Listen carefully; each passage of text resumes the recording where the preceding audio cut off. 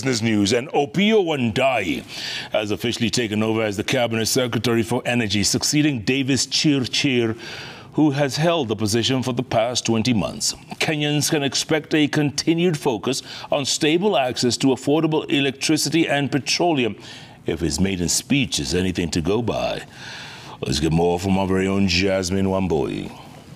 Let us be upstanding as we welcome our CSS. The new Cabinet Secretary for Energy and Petroleum, Opiyo Wandayi, is promising Kenyans a stable supply of both petroleum products and electricity at reasonable prices. In his inaugural speech, Wandayi now says that under his watch, the ministry will operate with transparency, opening itself to scrutiny by both the public and the National Assembly. Wandayi, acknowledging the high expectations that Kenyans have placed upon him, is committing to deliver on key energy initiatives. We have said, and we are going to work closely with the management of Kenya Power and Lighting Company to systematically work on reducing what we call technical and commercial losses. Okay? From the current about 23% to a reasonable percentage of about 15 or thereabout.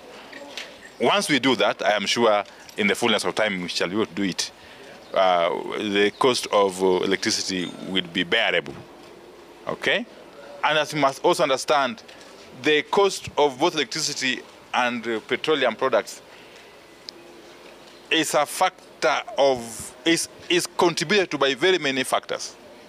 Some within our control, some not so much within our control, but we must work consistently and consciously towards ensuring that in the long term, these critical products are accessible at affordable prices to our people. Outgoing Cabinet Secretary Davis Chirchir, who has led the ministry for the last 20 months, has highlighted the sector's strong performance under his watch, including attracting substantial investment and maintaining a balance between energy supply and demand.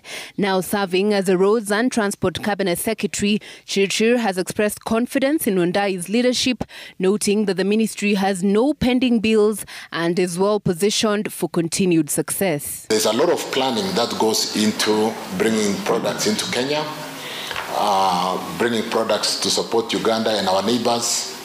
And you will note very shortly that there isn't much noise, and yet we bring products worth over $6 billion annually into the economy, in petroleum products to run this economy.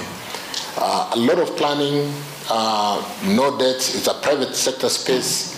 And we work very quietly and very closely to ensure that we secure this country with competitive products, both in energy and petroleum.